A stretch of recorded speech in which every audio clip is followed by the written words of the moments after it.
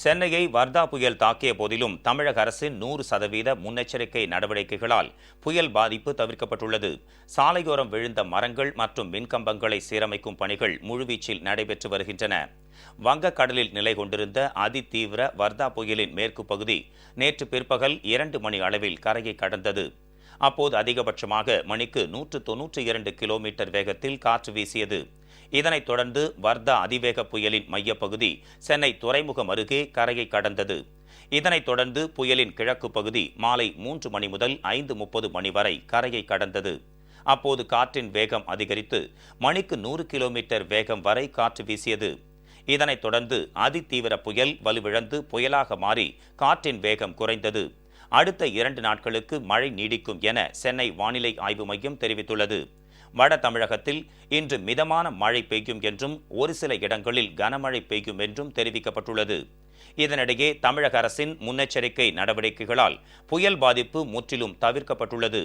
சென்னை நகரின் பல்வேறு இடங்களில் மரங்கள் வேரோடு சாய்ந்திருப்பதால் அவற்றை அப்புறப்படுத்தும் பணி தொடர்ந்து நடைபெற்று வருகிறது.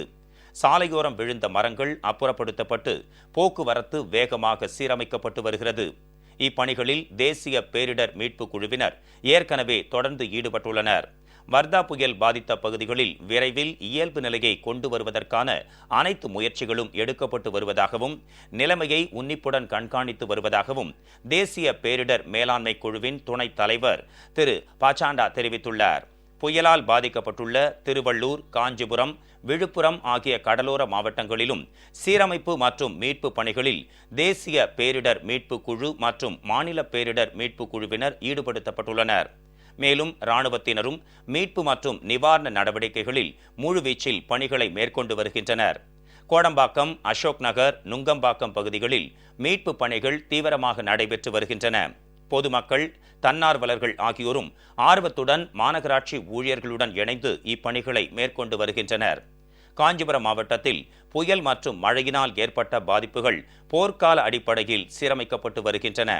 இதனையொட்டி மாவட்ட ஆட்சித்தலைவர் தலைமையில் மாமல்லபுரத்தில் ஆலோசனைக் கூட்டம் நடைபெற்றது. அமைச்சர்கள் Thiru Sellur K Raju, Thiru KT. Rajendra Balaji, Thiru KC. Veeramani, doctor V. Saroja, Thiru OS. Manian ஆகியோர் மழை நிவாரணப் பணிகளை துரிதப்படுத்த அதிகாரிகளுக்கு அறிவுறுத்தினர். இதனைத் தொடர்ந்து மழையினால் பாதிக்கப்பட்ட கோவளம், மாமல்லபுரம், ஒய்யாளிக்குப்பம், புதுப்பட்டினம், சதுரங்கப்பட்டினம், மெய்யூர் உள்ளிட்ட பல்வேறு பகுதிகளில் துரித கதியில் மேற்கொள்ளப்பட்டு வரும் சீரமைப்பு பணிகளை அமைச்சர்கள் பார்வையிட்டனர். சாலை மற்றும் மின்கம்பங்களை சீரமைக்கும் பணிகளையும் மழைநீரை வெளியேற்றும் நடவடிக்கைகளையும் துரிதப்படுத்தினர். திருவள்ளூர் மாவட்டம் பொன்னேரியை அடுத்த பழவேற்காடு மற்றும் அதன் சுற்றுப்புற பகுதிகளான வைரவங்குப்பம், லைட் ஹவுஸ் குப்பம், கோரக்குப்பம், ஜமீலாபாத், அரங்கங்குப்பம் உள்ளிட்ட பல்வேறு மீனவ பகுதிகளில் வர்தா புயலால் பாதிக்கப்பட்டுள்ள படகுகள், வீடுகள், மின்கம்பங்கள், முறிந்து விழுந்த மரங்கள் ஆகியவற்றை அமைச்சர்கள் Thiru SP. Velumani, doctor C. Vijayabaskar, Thiru KP. Anbazhagan, Thiru R. Kamaraj, Thiru க. பாண்டியராஜன், திரு ப. பெஞ்சமின், கழக நாடாளுமன்ற குழு தலைவர் doctor P. Venugopal MP, Thiru Siruniyam P. Balaraman MLA மற்றும் அதிகாரிகள் நேரில் சென்று பார்வையிட்டு ஆய்வு மேற்கொண்டனர். மீட்பு பணிகளை துரிதப்படுத்த தேவையான நடவடிக்கைகளை மேற்கொள்ளும் பொருட்டு பொன்னேரி கோட்டாட்சியர் அலுவலகத்தில் ஆலோசனைக் கூட்டம் நடைபெற்றது. இதில் மாவட்ட கண்காணிப்பு அலுவலர்கள், மாவட்ட ஆட்சியர், அனைத்து துறை அலுவலர்களும் பங்கேற்றனர். இதனிடையே வர்தா புயலால் சென்னையில் பாதிக்கப்பட்ட இடங்களை சரிசெய்ய திண்டுக்கல் மாநகராட்சி சார்பில் பணியாளர்கள் மற்றும் இயந்திரங்கள் சென்னைக்கு அனுப்பி வைக்கப்பட்டது. சென்னையில் இயல்பு வாழ்க்கை பாதிக்கப்பட்ட இடங்களில் ஏராளமானவர்கள் சீரமைப்பு பணிகளை மேற்கொண்டு வருகின்றனர்.